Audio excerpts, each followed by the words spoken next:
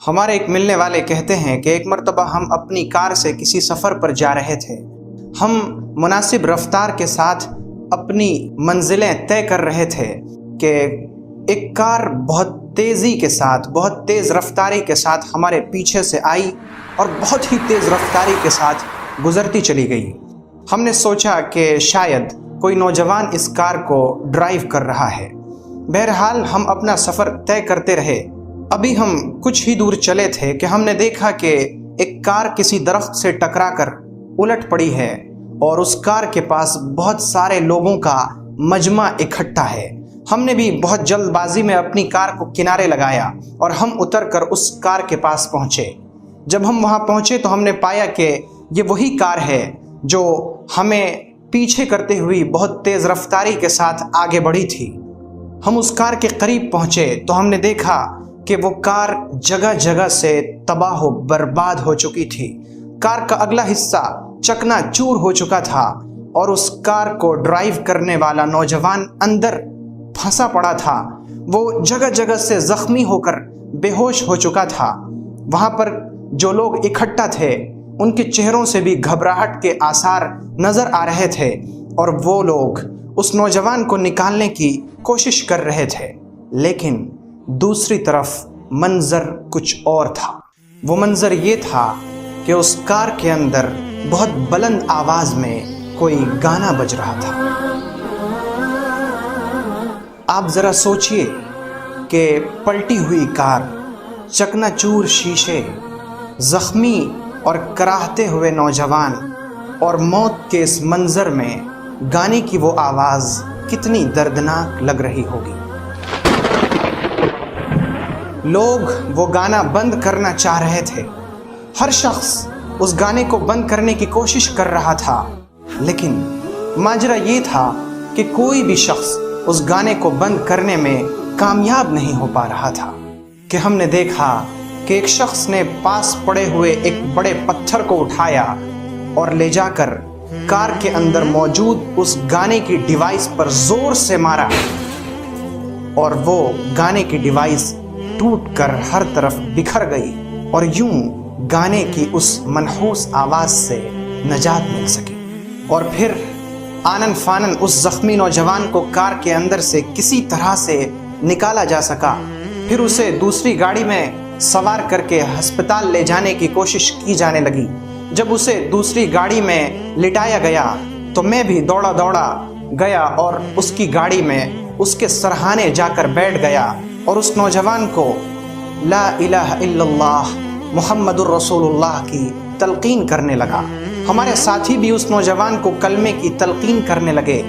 کچھ دیر کے بعد اس نوجوان نے کراہ کر سسکتے ہوئے اپنی آنکھیں کھولی۔ ایسا لگا کہ وہ بڑبڑا رہا تھا۔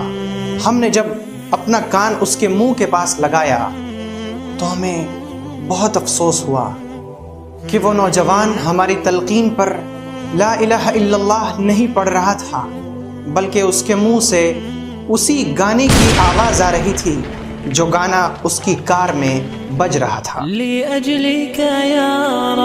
ایک نوجوان جو موت کی دہلیز پر ہو، جو سکرات کی حالت میں ہو، جو ہر طرح سے زخمی ہو، جو اب یہ دنیا چھوڑ کر اس دنیا میں قدم رکھنے والا ہو، اس کے منہ سے گانے کی آواز نکل رہی تھی۔ یہ اس قدر حرج میں ڈال دینے والا منظر تھا کہ ہم اپنا دل محسوس کر رہ گئے۔ یہ منظر تو اتنا دردناک تھا ہی کہ اسی درمیان اس کے جیب میں موجود موبائل پر فون کی گھنٹی بجی تو ہم نے اپنا منہ نیچے کر لیا کہ اس فون کی گھنٹی سے بھی اسی گانے کی آواز آ رہی تھی جو گانا اس کی کار میں بج رہا تھا۔ نوجوان ہر آدھے منٹ میں، ہر ایک منٹ میں کچھ بڑبڑاتا، کچھ بولنے کی کوشش کرتا اور ہم جلدی سے دھیان دے کر اسے سننے کی اور اس کی بات سمجھنے کی کوشش کرتے، لیکن ہمیں ہر بار افسوس کا دامن ہی ہاتھ آتا کہ وہ کلمہ نہیں پڑھتا تھا، بلکہ وہ اسی گانے کے بول دہرا رہا تھا اور اس کے بعد اسی حالت میں گانے کے بول دہراتے ہوئے اس کی روح اس کے جسم کو چھوڑ کر چلی گئی۔ اور ہم اسے کلمہ پڑھانے میں کامیاب نہ ہو سکے۔ وَمِنَ النَّاسِ مَن يَشْتَرِي لَهْوَ الْحَدِيثِ لِيُضِلَّ عَن سَبِيلِ اللَّهِ بِغَيْرِ عِلْمٍ وَيَتَّخِذَهَا هُزُوًا أُولَئِكَ لَهُمْ عَذَابٌ مُّهِينٌ۔ ہم کہاں تک پہنچ گئے؟ گانوں نے ہمارے نوجوانوں کو کہاں تک پہنچا دیا؟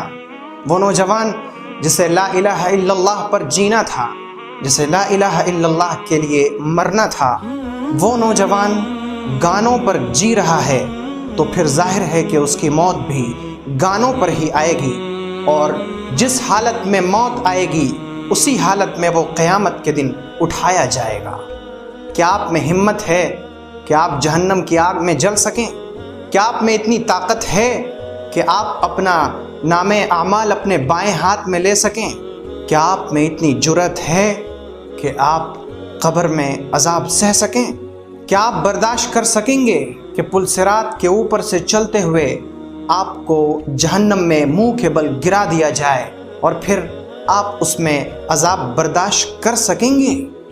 کیا آپ میں ہمت ہے کہ آپ اللہ رب العزت کے سامنے کھڑے ہو کر اپنے کیے ہوئے کاموں کا جواب دے سکیں؟ اگر ہمت نہیں ہے اور یقیناً نہیں ہے تو پھر یہ غفلت کب تک، یہ کوتاہی کب تک، یہ نافرمانی کب تک، یہ گناہوں کے دلدل میں پھنسنا کب تک، یہ گانوں سے محبت کب تک؟